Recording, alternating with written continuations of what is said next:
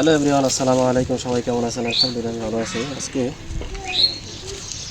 দুপুরবেলা ছাগলকে ঢেঁড়স খাওয়াচ্ছি। আর একটা ফল, এটা হলো আঞ্জি ডুমুর যেহেতু বলা হয়, ডুমুর ফলটাকে খাওয়াচ্ছি ছাগলকে। সুন্দরভাবে খাচ্ছে,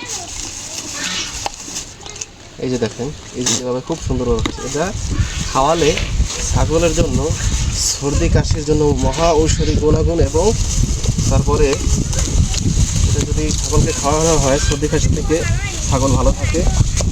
এবং এই দেখেন খাওয়ার জন্য খুব অস্থির হয়ে গেছে, খুব অস্থির ছাগল খাওয়ার জন্য।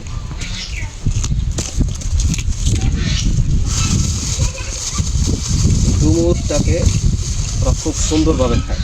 এই এই যে দেখেন, এই খাওয়ার জন্য এই সুন্দরভাবে খাইতেছে।